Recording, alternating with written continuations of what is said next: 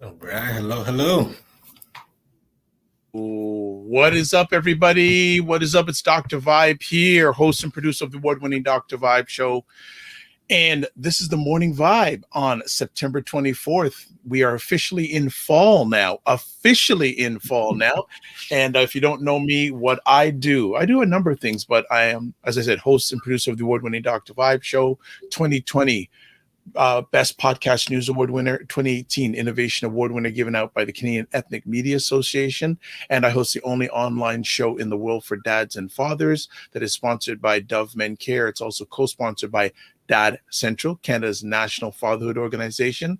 And with the collaboration of those two organizations, I've been able to reach out directly or indirectly to over 75,000 fathers around the world this year. So I'm very humbled about that.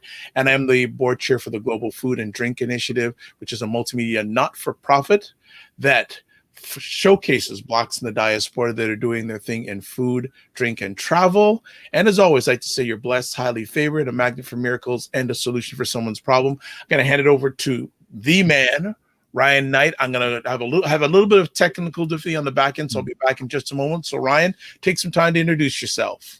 My pleasure. And for those that don't know who I am, my name is Ryan Knight, one of the co-founders of the Afro-Caribbean Business Network. We work with entrepreneurs of African and Caribbean heritage to figure out what stage they're in today and help them create a blueprint to exponentially grow their companies. And myself, I do run a company called Detailing Nights, a social enterprise here in Brampton. And we are starting to expand. We do mobile waterless car cleanings. We go to people's houses or their offices, clean their car on the spot without water and using our plant-based, eco-friendly cleaning supplies. We are in our second phase of the youth entrepreneurship program. So shout out to Taj and Torian that have taken on running a business while in school. So they're in school Monday to Friday, and then, they work in the evenings and also on the weekends. So shout out to those guys doing great work. And if you have a child that's in high school or college and was having trouble finding a job this past summer, please keep in mind the Detailing Nights for next season. We're going to start recruiting in January and February. Whoa. So yes, keep in tune. And we're going to be you're already talking about next year. Absolutely. We're going to have about 20 youth in the cohort. So yeah, got to start it early. Okay. Well, It's been quite a week. This week, this week has been full and full in such positive ways. Hey, the election finished. We have MPs that won that technically were dismissed. So it's like there's that, and that goes to what Greg Frankson was saying, that the party is more powerful than the candidate, because literally the front page was this candidate was accused of sexual assault and he still won because his name was still on the ticket. So, and then now it's like, hey, since I won, do I still need to step down? No, well, from the last I saw, he's not stepping down. That's exactly right. He's like, listen, I won, and the charges were dropped. And I think the lady that accused him said she just is too much work to continue on and it's too stressful. So the charges now are dropped. Is that enough for the Liberal Party to say, you know what? Because he's stepping in for Adam Vaughn, which was a staple. That's that from Adam Vaughn, who I would say is somewhat of an ally to the Black Canadian community, and then you get this, and I always nothing, because if he steps down, that seat's gone. So it's really interesting. I wonder what the media would be saying if the person was Black. I'm not saying, I'm just saying. I'm curious if they would still get their name on the ticket, because there was enough time. I thought that would have been signed, sealed, delivered. He's not on the ticket. And I think it actually happened in another riding too, where the person is technically an independent. I'd have to check to make sure if I'm thinking of the same person twice. But I think somebody else won that is technically was dropped by the Liberals as well. Well, and the call is out. If there's anywhere that anyone can tell us the Black candidates that won, I'd love to know that. Yes. There is an organization out there. I'm not going to go on their name, that you would think they'd have a list of the Black candidates that won. Can't find it, but someone from my community has given me a name that I should be able to get that, but it has nothing to do with that organization. So I'm going to stay like there. So Kevin Messam from the States, transplanted to the States, said, did Trudeau win again? He did win again, but he had a minority. It was about, I think, approximately 12 to 13 seats short of a majority. So he did win again. Ryan was thinking it was going to be a conservative majority. Yes. That was my Hail Mary. I thought it was a complete misstep by the Liberals, and he was going to suffer for it. But hey, they were saying it's like a repeat of 2019, where it almost looks similar, but it's not similar, because I think Jagmeet Singh actually has a lot more power now, because he can approve or decline any of the Liberals. He's the power broker. That's what I had said. That's what I was saying in a number of our broadcasts, that Mr. Singh is going to be the real power broker. Right. In regards. So what does that mean, minority, Kevin? What that means is the little party got the most number of seats, but in order for them to rule, they'll need to another party such as the NDP in order to pass legislation. So that's what it means. And I think that and the specific number, so it's 170 seats in order to get a majority. So they got 158, something like that. Right. So in order to get those other seats, another party has to sign off and approve their whatever they're trying to pass. Yeah, so it was interesting, and it's going to be interesting too with Mr. Trudeau. He's going to have to replace 4 cabinet ministers that lost their seats. They're saying that they missed their pension, their lifelong pension, by a couple of weeks. Oh, you see the ripple effect of calling the election so, I guess, so sporadic. Yeah, it's going to be interesting. I won't bring. We'll talk about it in the back channel. But one of the ministers he has to replace is Marianne Monsef, and she was the minister for gender equality. Right. And I have a name of somebody that I think may get that position, but I'm not gonna bring up right now. Listen, because I want to talk about the Anne-Marie Paul fiasco. Okay, you know what? Actually, this is gonna walk into our guest today. So You know what? Why don't we save the post-election talk till Monday? Okay, so we're going to really get into it on Monday, because there's a number of dynamics we need to chat about, and things will have settled down. It's like nothing really changed. Let's get to the main fire today. And speaking of the main fire, this gentleman is a mentor of mine, has been a mentor of mine of many years, Louis Marsh of the Zero Gun Violence Movement. He was supposed to be on a few weeks ago. Unfortunately, there was a little bit of a hiccup.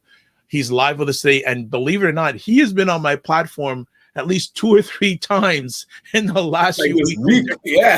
This is Louis Marsh month. Yes. So we are so blessed and highly favored to have Louis Marsh from Zero Gun Violence Movement on today, talking about gun violence and an event that's happening in Toronto tomorrow. Louis, good morning, Grand Rising. Good morning to you. Thanks for having me on the Morning Vibe. Hey, my first appearance. Good. Ryan. Yes. Good to see you again, my friend. And same. Of course, Dr. Vibe, continue to do what you're doing, and thanks for creating this space where we can have our own discussions about our own issues. Absolutely. Louis, Uh, can you give a short bio on yourself? I know we can spend the whole time, but for those who may not know who you are. Yeah, my name is Louis March. I'm a community servant, a community advocate, a community leader. I've been doing this work since the 1970s under the stewardship of people like Dudley Laws, Charles Roach. Um, my focus has been on youth issues in our community, education, social justice issues. My life is revolves around I'm a corporate manager, financial services, and that's where my career led me. However, while I was doing that, I was also still working with organizations like the African Canadian Heritage Association, where I spent over 25 years with an organization that's been around for over 50 years. I got laid off. My department got laid off, got outsourced to India, and I got an opportunity to reevaluate my direction, my future direction. So I decided to skip the corporate world. My wife still thinks I'm going back, but it's not going to happen. I used to go to work at a jacket and tie and a briefcase. It's not going to happen. So my dedication, my work now is focused on community issues, and gun violence was the one that needed a lot more work and interrogation, because we just had the shooting at the Eden Center at Danzig. I brought some community organizations together and said, what's going on? Why are we seeing this escalation in gun violence amongst ourselves? And when I started listening to the answers, it seems as though everybody was on the sidelines, just watching and hoping and leaving the heavy lifting to politicians and police in terms of dealing with it. And I said, no, that's not where the solution is going to come from. Right. So we started off with 7 organizations. I think it was June the 23rd, 2013. Today we have over 40 organizations, agencies, programs working with us, working towards a very bold and ambitious objective of zero gun violence in the city of Toronto. And a lot of people think it's baloney. It's not going to happen. It can't happen. And my response to them is, don't tell me that. Sometimes I use the F word, because clearly we already have zero gun violence in our city, but it depends on which neighborhood you live in and what postal code. True. So I said, if they can have zero gun violence in Rosedale, why can't we have zero gun violence in Rexdale? So we're not asking for the impossible. If they can have zero gun violence in Hyde Park, why can't we have zero gun violence in Regent Park? And I came to the realization that there's an acceptable level of gun violence in our city, as long as it involves certain people and in certain communities. And I'm saying to myself, hell no, we're going to have to do something about it. So that was the genesis of zero gun violence movement, and the transition of my priorities and focus. Good stuff, Louis. What is the state of gun violence from your lens in the city of Toronto right now? In 2005, we had 52 homicides due to gun violence in our city. They call it the year of the gun. We went to Ottawa to see the Prime Minister, Paul Martin, at the time. I think it was about 36 organization representatives, including Dudley Laws, to tell the Prime Minister of Canada at that time that your reluctance to deal with the youth issues, anti-Black racism, economic inequity, lack of opportunities, lack of cultural specific programming for you, this is going to continue to get worse. The poor guy went and lost the election that year, and We spoke to the Premier of Ontario, Dalton McGuinty, the Mayor of Toronto, and we told them if there's no serious investment in youth in our community, this problem is going to continue. So some money was put on the table by the provincial government, and we saw a decline in gun violence, shootings, and homicides to a low, I think in 2013, of maybe 20-something homicides, 22 homicides that year. Mhm. But that money dried up.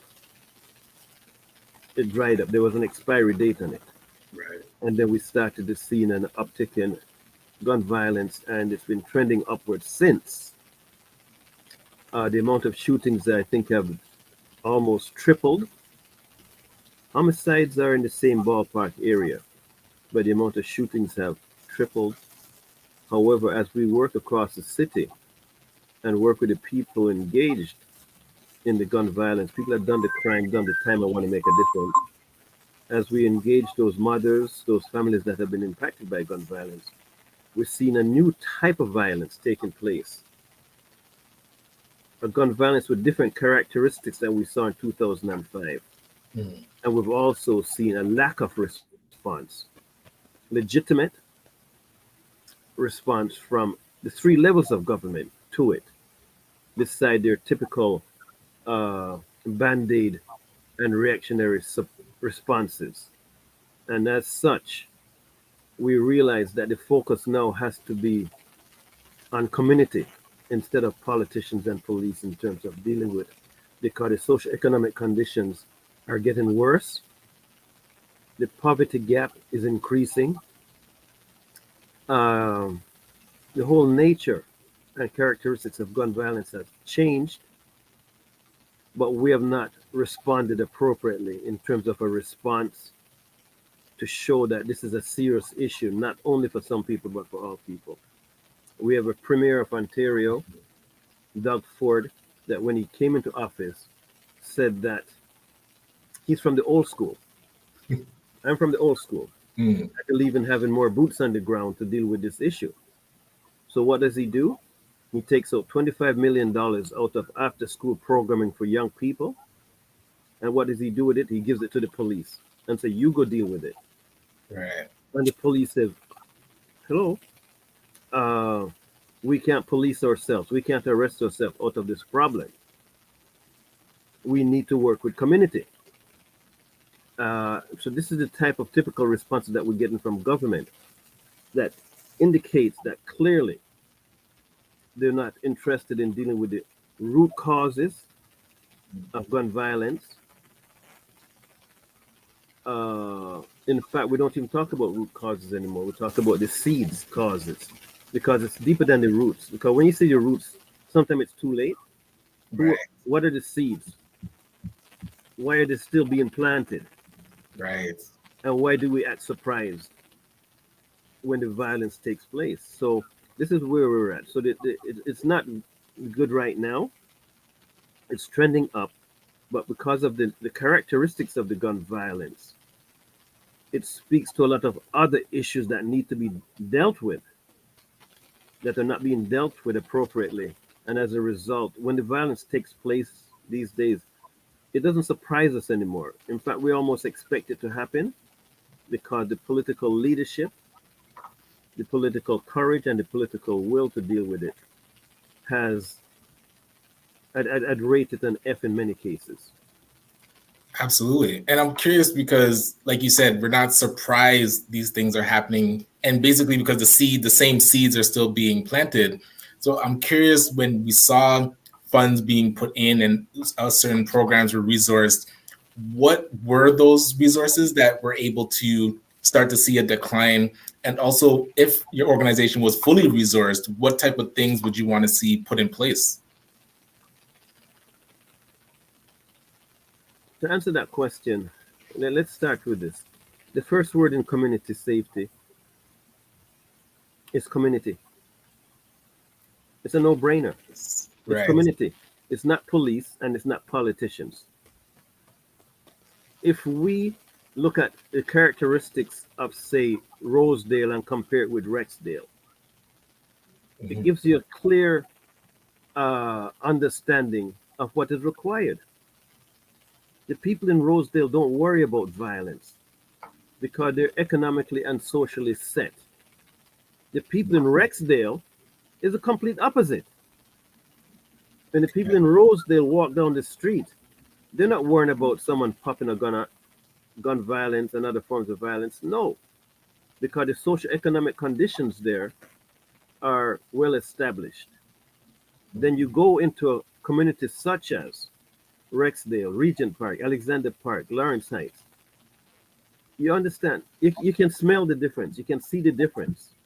And to deal with this issue, we have to acknowledge this deficit, this gap, and we have to make a commitment to closing the gap.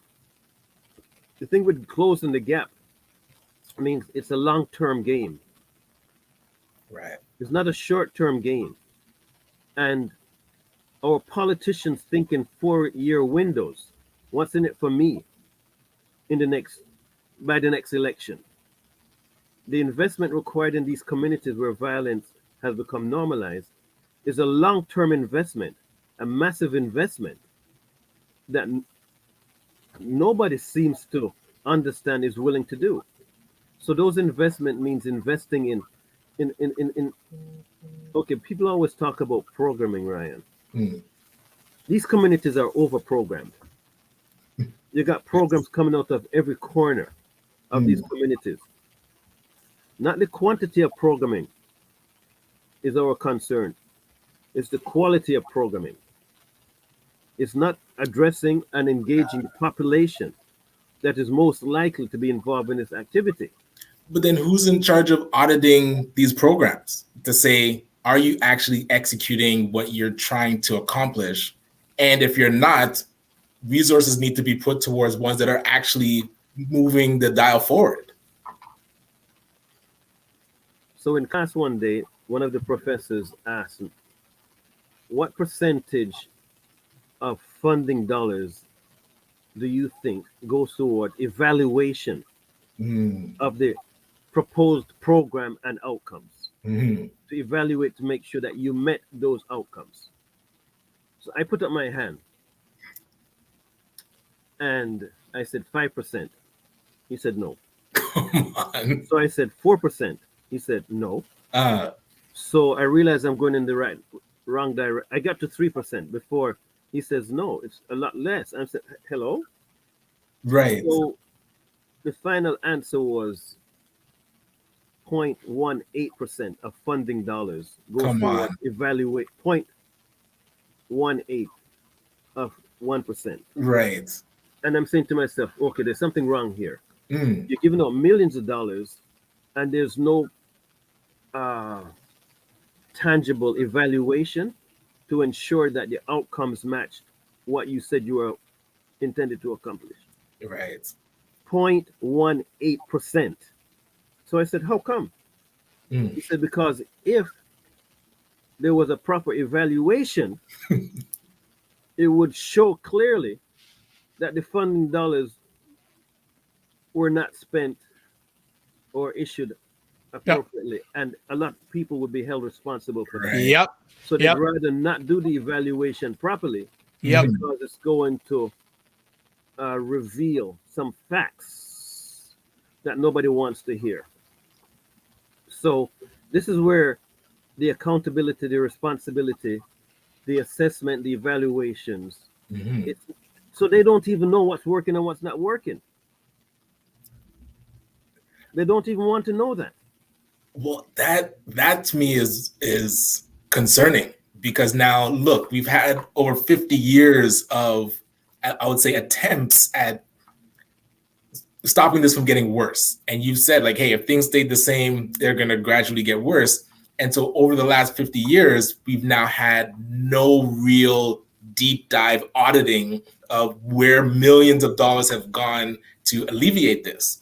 So now going forward, I'm curious, have you seen any organizations that you would like put your stamp on, say these people are moving the dial forward, they need to be fully resourced? Like, are any organizations out there that come to, of course, except yours? I mean, we will get to resourcing your organization in a sec, but I'm just talking about the landscape of currently addressing youth violence.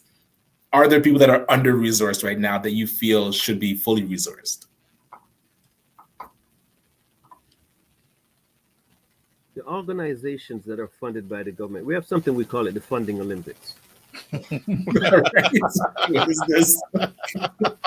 Well, go there, Dr. Marsh. Go there. So when the government comes out with funding proposals, they know who they're going to give the gold medal to, the silver, and the bronze. Mm-hmm.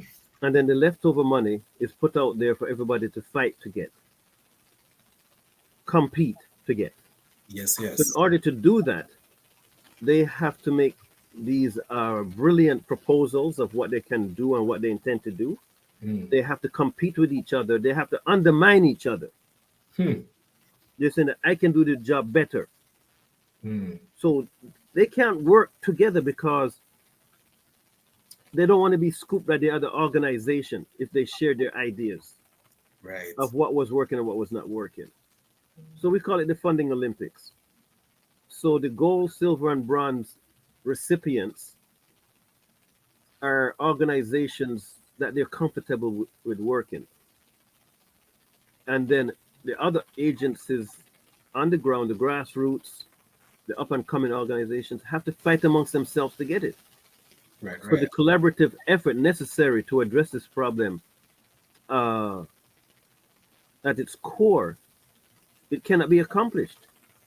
It cannot be accomplished unless you move yourself outside of that funding model and find other ways to fund your initiatives, right? And there's not many community organizations that are self-funding at this particular stage. There's a dependency relationship depending on government and other funding agencies to do this work. And as such, who's pulling whose strings? So the organizations might have good intentions with good people, but if they don't get the funding to stay alive and do the work, there's an expiry date. It dries up. On their ability. There's also an inability to sustain themselves and have the impact of a long-term gain. So this is where we have the problem in terms of funding. Which agencies, the thing about the agencies out there, the service providers, gun violence is not on their list. It's part of a larger list. So there's no focus. There's no concentrated effort, to deal with gun violence. If you're going to do gun violence and you're going to do housing, mental health, drug addiction, and all these things, the focus is diluted. So I'm just giving you a picture of the landscape. So when you ask me which organizations, we work with over 40 different organizations, agencies, and programs across the city. There's no direct line. But if their work is about gun violence at a particular time, and we can enhance, facilitate, participate, we will do it. But they've got also 9 other initiatives that they're doing. You see what I'm saying? So that concentrated laser focus is not there, So I can't blame the organizations. It's the overall environment and climate. And that's where political leadership and will and courage comes in. And that's what is lacking. And that's where I'm curious, because now if those organizations have different things on their agenda, your organization is the one that is laser focused on reducing gun violence, zero gun violence. And so now I'm curious if you've ever estimated what would it take to fully resource your organization, and has there been efforts before with all these partners and people that support what you're doing to now make that happen? Okay, I think there's a clarification needed at this particular time. Mm. Zero Gun Violence Movement is not an organization in any way, shape, or form. Okay. We don't have an organizational structure.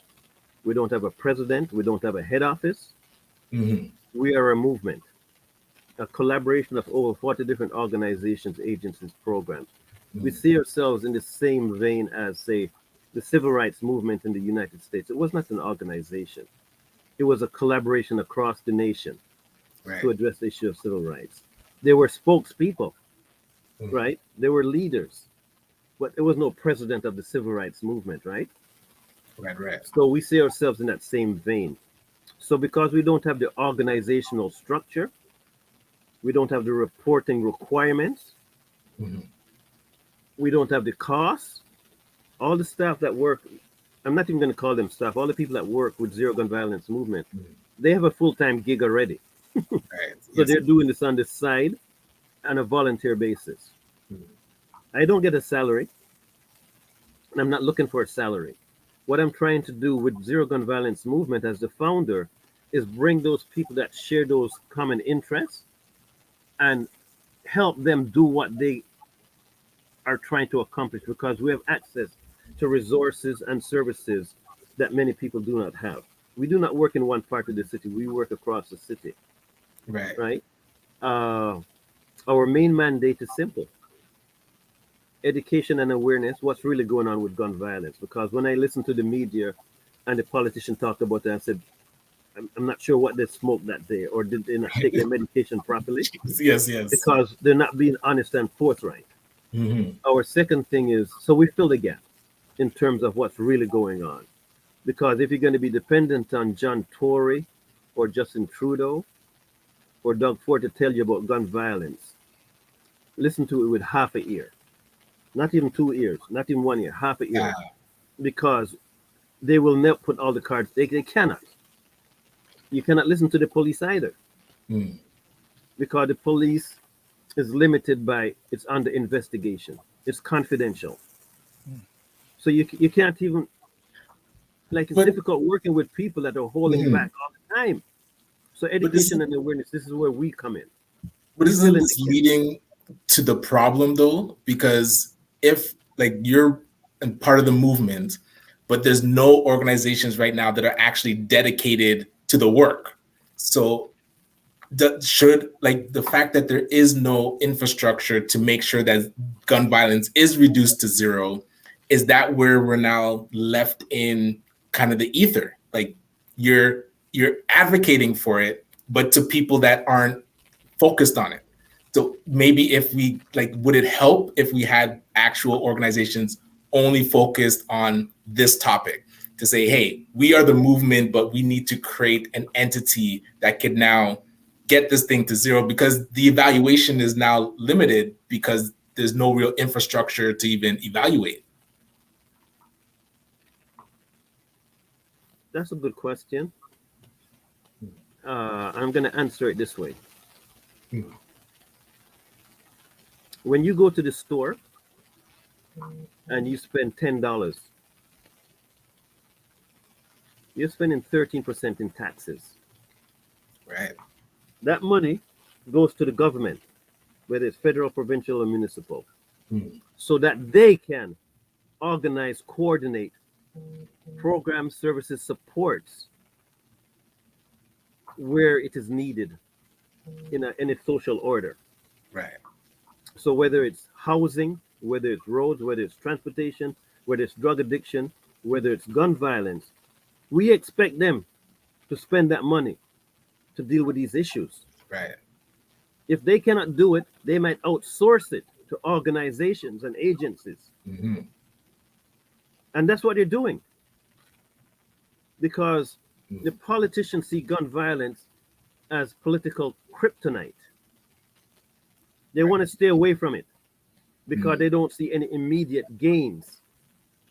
Because, as I said, this is a long-term game. This is not short-term. You're not going to get your results tomorrow because you spent the money today.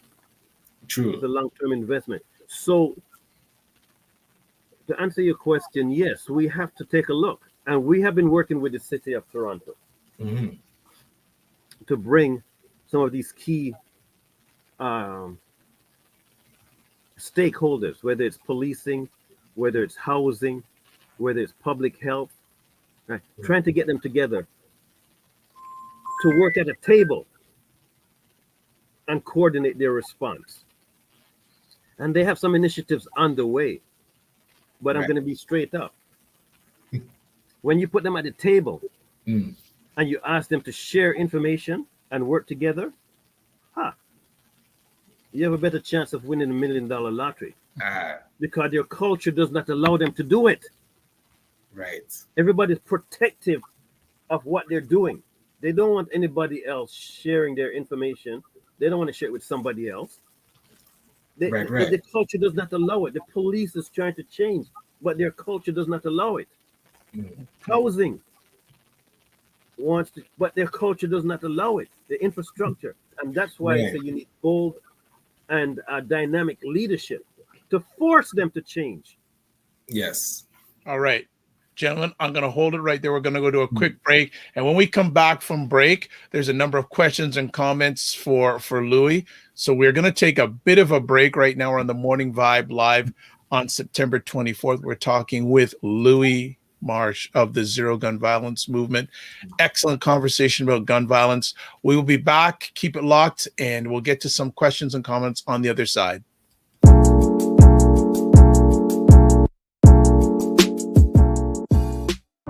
What is up, everybody? It's Dr. Vibe here, and it is Black Canada Talking time. Black Canada Talking is a live online event that provides Black Canadians the opportunity to give their takes on stories, POVs that are of importance to them, or we showcase Black Canadians are doing their thing. The real aspect of what goes on behind the walls or behind the fence is a totally different persona and a totally different picture. There was just a big sense of relief when we finally got there. We have to realize that everything we do is going to have an impact on probably a lot of people we don't even know. One of the mandates of the CBC is to reflect Canada back to itself. Not a lot of sustainable long-term movement that will effect economic change. God bless, peace well, keep the faith, and walk good.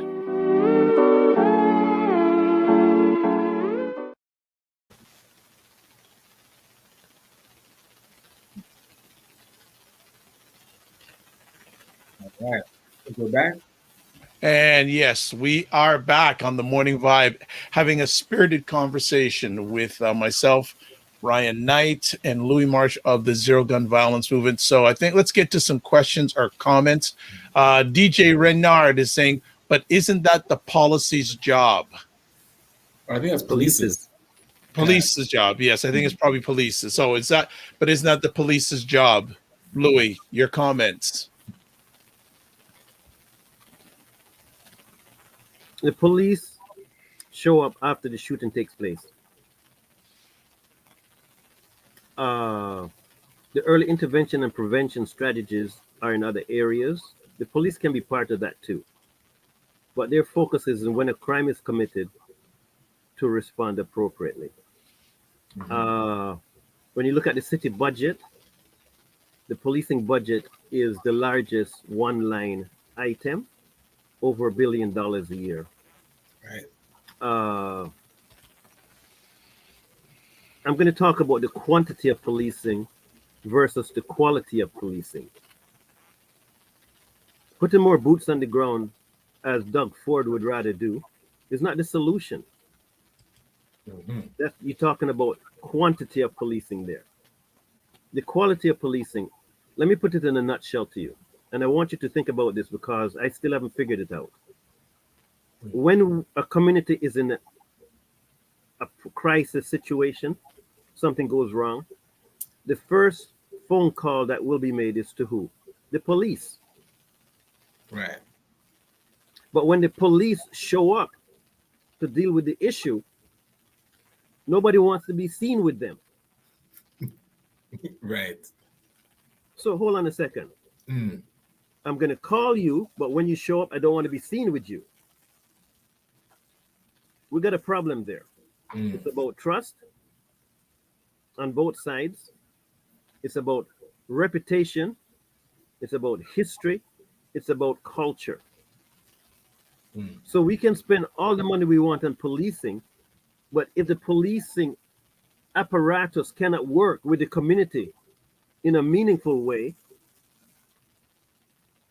and we expect them to solve this, it's not going to work. So the police are trying. It's conflict there. Right. But there's a culture shift that is needed there. Okay. And again, it's going to take time.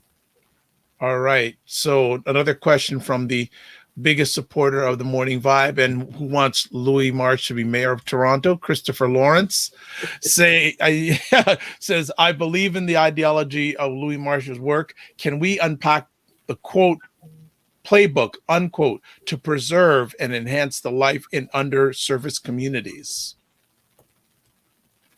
Thank you very much, Christopher Lawrence. As for the mayor race, I'd rather stick with my movement. I think I can have more impact. But in terms of safety, look, there's certain communities that you go into in Toronto. When the sun sets, the community becomes alive. People come out, they go shopping, they go to the restaurant, they go to the party, they sit down, they have fun. They come home with a big smile on their face, 3 shopping bags and an ice cream cone in the other hand. They feel good and they feel safe. Another part of the city, when the sun sets, people run for cover. They run into their houses. They don't want to be seen outside. A mother said to me, I've got 3 sons and I am reluctant to have them outside at night, even to take the garbage out, for fear that something could happen. There's a big gap. Toronto has become a city of cities. And it's not right. Right. It is not right that certain children growing up in one part of the city, their life expectancy is going to be dictated by the postal code. You got to be joking. This is not the Toronto I signed up for. Right. So we have some problems here. Political leadership and political will and political courage is lacking. So that's why we have to go back to community to be the major player in how we deal with this issue. All right. Next comment here from Simone Cordes. Just don't work with them, Popo. It is a multifaceted approach. Now we all need to collaborate with zero gun violence straight up. We need to educate ourselves to know our role. This needs to be a grassroots internal move. Exactly. 2 days ago, I got a phone call from a mother. She was bawling her eyes out for about 5 minutes straight. She had lost her spouse to gun violence. Her son was more than likely involved in some criminal activity, and she didn't know what to do or where to go. There's something going on in our city, a grief, a trauma, a hurt, a pain. And nobody wants to talk about it seriously. I think Ryan at the beginning said, a deep dive. We've never had a deep dive into the issue of gun violence. Right. We've never had it. However, when I wake up in the morning and I turn on the news, the lead story many days is who got shot where. True.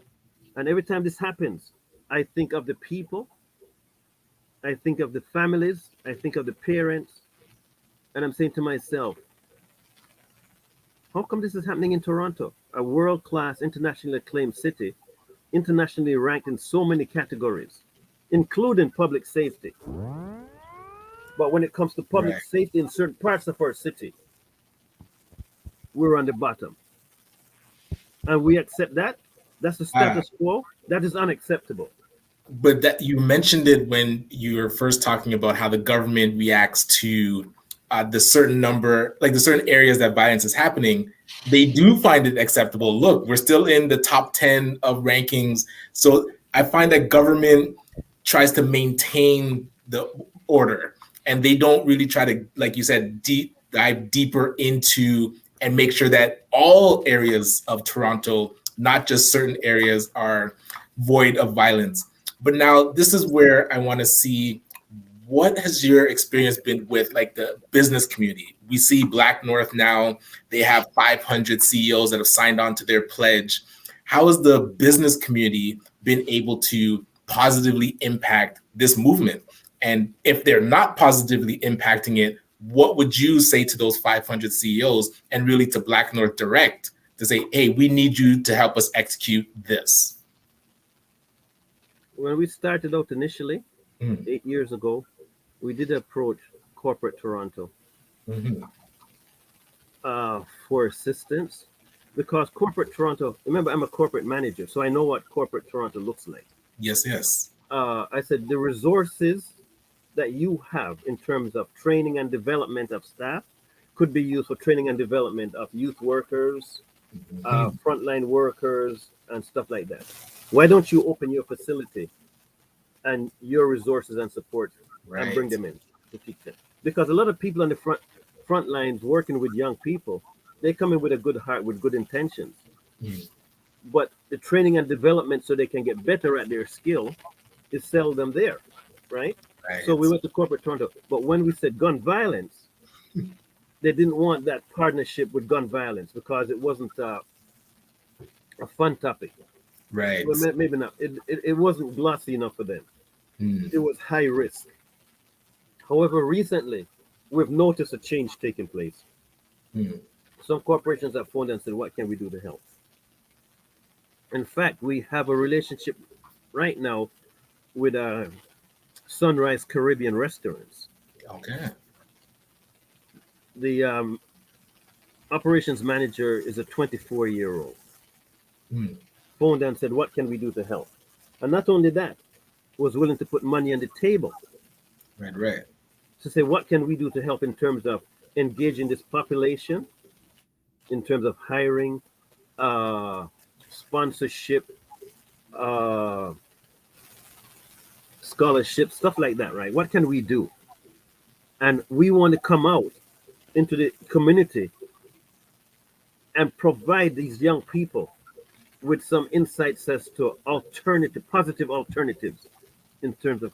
So this is a good model that we just started recently, and we're going to build on it. But in terms of, in terms of Bell Mobility, in terms of all these big corporations, when they give money or they work with community initiatives, they want to make sure it's bulletproof. Right. So, and that it's going to enhance their reputation, not make it more at risk with uncertainty. So I can see their reluctance, but at least some of them are talking. And this is where political leadership could come in terms of providing incentives and encouragement. Because waiting on the government to deal with this, the chances are low that they're going to be successful. All right, so we have to bring in other stakeholders, and corporate Toronto is one of them.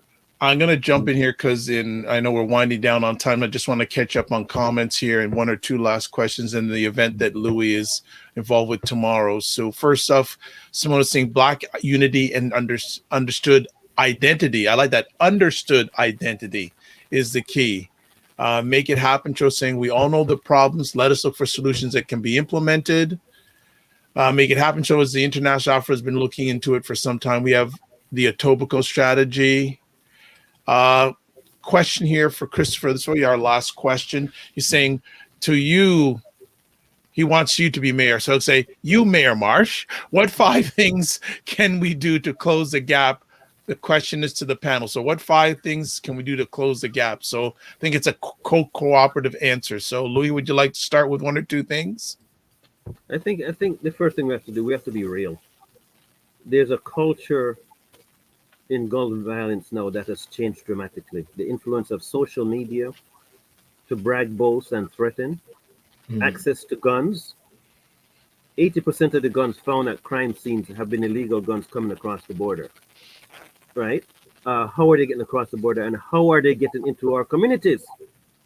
Right? Turn the tap off. How are the drugs getting into our community? The age of the people. using the guns now has gone from the mid-20s to the mid-teens. There's no code. Shooting somebody in a public space in a bright daylight is no longer an issue. When you speak to the OGs of yesterday, there used to be a code in terms of gun violence. They didn't want to bring heat into their neighborhood, so they were selective of how they used it. Now, people have 1 and 2 guns themselves, and they have no fear in using it in public. So these are the issues, the characters that have changed, and we have not responded appropriately. So we need to have that deep dive. We need to have that deep dive yesterday. True. Not tomorrow, yesterday. And we have not done it. So the solutions that are being proposed are not directly related to the reality on the street, right? The influence of rap music. We've had many shootings where someone was filming something live and the op said, you can't be doing that. We're going to come and settle a score. There's a culture that says, I'm going to out-bad you. That means if you came into my community and there was 50 rounds, I'm coming into your community, there's going to be 100 rounds fired. There's a one-upmanship. Take it. These are the type of things that we didn't have in 2005. There's a fear in our community, a level of where people want to stay in their house and play video games instead of going out onto this. These things we didn't have in 2005. So the solution has to be a deep dive. What's really going on? And then we come up with our solution. It's like a jigsaw puzzle. Everybody's got one piece and they're all floating around in the air out there and no one's connecting them. Right. That's what we need to do. We need to have that strategic action plan. We have a strategic action plan for potholes. We have a strategic action plan for housing. We have a strategic action plan for transit. We have it for opium. But we don't have a strategic action plan for gun violence. Okay. So that's where the problem lies. That's where the solution is. We need a strategic action plan that engages all the key stakeholders, including the youngsters, including the mothers, right? And we don't have one. Right. Anything else you want to add quickly, Ryan? I'm curious to get your feedback. We've had on the show a gentleman, Errol Gibbs, that wrote the Black Empowerment Manifesto. And in it, one of the recommendations talks strictly to reducing youth violence. So I'd love to be able to send that to you, like that section, and get your feedback on it, because this manifesto is something that we're working to fully resource the recommendations. And so if the recommendations are something that you could give feedback on and say, hey, this is something that if implemented might actually have some good results, we are working on funding it. So yeah, and again, bringing the business community to Zero Gun Violence, the movement, to make sure that when you make those calls to the tellers and CIBCs and anybody that signed this pledge that said they want to support the Black community, I say it's now time to hold them accountable to those words and actually get them to put not just their money, but I like how you said opening up their training and their capacity to build additional capacity to the people doing the great work. So I think that's a great moment. So a few things. Black Youth Jobs Toronto, big up to Sunrise Restaurant for stepping up. Chris just saying real. ACBN Kent's really sad we have to identify and weed out the enablers. Strategic plan. DJ Renyard saying Arrow is very theoretical and not practical. That's where we have to take the theory to the people that can actually do the practical. So I want to be the practical. Gerard, Community Development, Delta Family Center saying Ashe. So Louis, before we let you go, you have an event tomorrow that you'd like to chat about. So could you please share about it with us? So tomorrow, one of the key anchors in our community, traditionally, historically, and even today, is the mothers. Tomorrow, we're bringing the mothers together that have been impacted by gun violence and creating an opportunity for them to say, what is the impact of gun violence on their lives and their family, right? So we're bringing mothers who have been impacted by gun violence from across the city. We're going to have a peace walk. We're going to start at Young and Bloor at 3 p.m. And the mothers are going to be in the front, supported by community, by fathers, by families, by people. And we're going to walk from Young and Bloor, and we're going to go to down Young Street. We're going to take a right on Queen Street, end up at City Hall, and the mothers are going to speak about the agony, the pain, the grief that they go through, and the lack of supports that they have to deal with it. We're also going to have some young people speaking about the impact of gun violence on them. Sam, who we all know, passed 3-4 weeks ago. One of his closest friends will be speaking about the impact of that shooting on him. Mm-hmm. We have another guy that will be speaking. He was in his bedroom, and I think 20, 30 shots were fired through his room.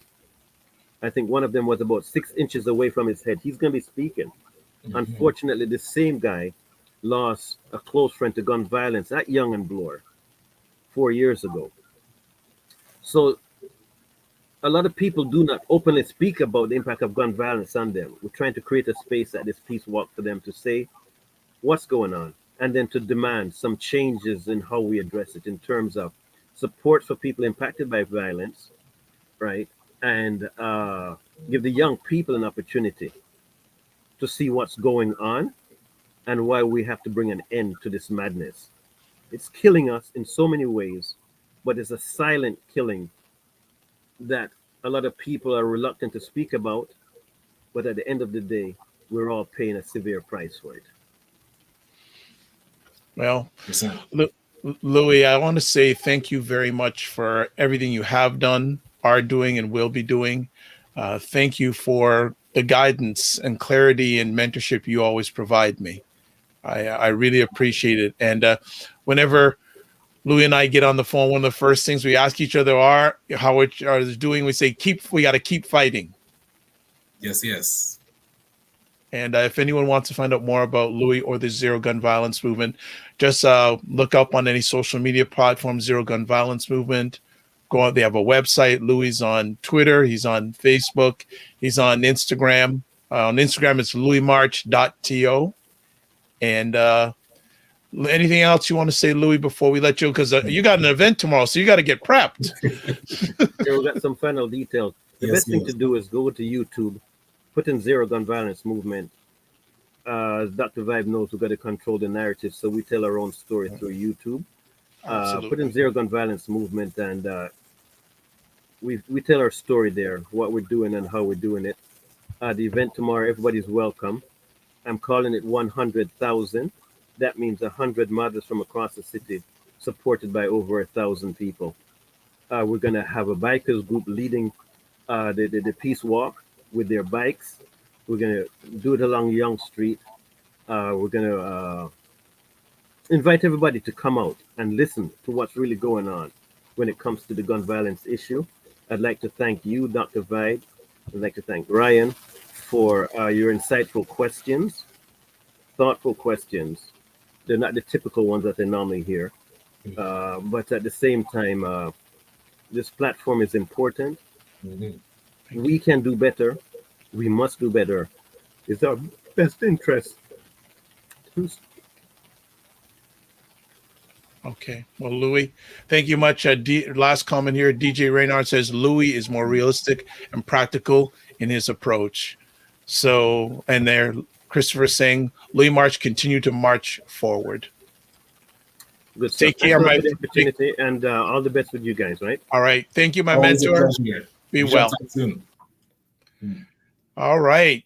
Great conversation. Outstanding. And I'd like to thank everyone who came on today. DJ Renard, Christopher, Black Youth Jobs, Make It Happen Show, Simone, Moy Fung, Nice. Jamal Wiggins, Kevin Messam from the US.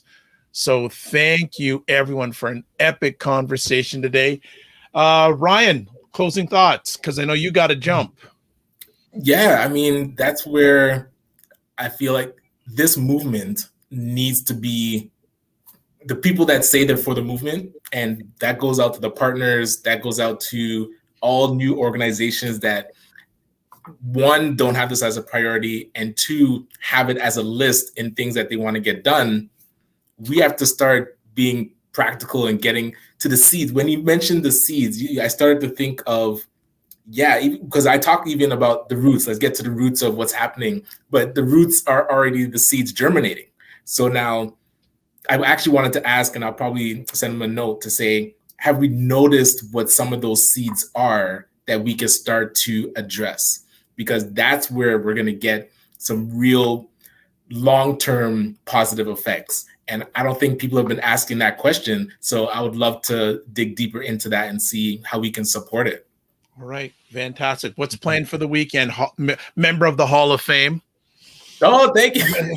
We'll talk about that on Monday. Don't worry. Right. Yes. Yeah, I know Sunday will be relaxing. Saturday we got some training to do. I think we'll be downtown near Queen and Dufferin. So by afternoon, probably try to get out to the walk. But yeah, back to work. Hey, it's go time until winter. So it's go until end of November.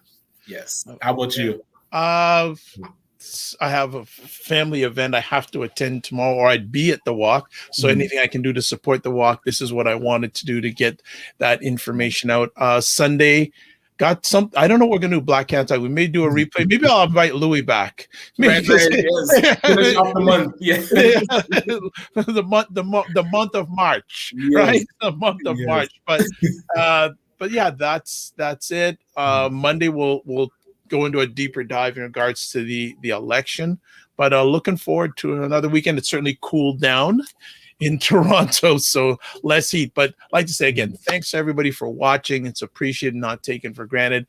We'll be back. You can catch replays of this on Afro-Caribbean Network Facebook page, my Facebook page, my YouTube page, and Ryan's YouTube page and my YouTube page. So it's all over the place. And today as of today, we're broadcasting live on Twitter also. So we're on a whole my Twitter line. We're on a whole different platform, various platforms. Like I say again, thanks everybody for watching. As always, we're getting off with this. Live your life as a dream. If you can dream it, you can make it. Sometimes you have to get small to get stronger. Block assumptions, then aim bigger, aim better, aim higher, aim wider. Love, faith, and respect. Remember to give yourself grace. I'm going to start adding a new one today. Be you, they'll adjust. So I just want to leave off with that. Thank you very much, everyone. Have a blessed and safe weekend. Bye-bye.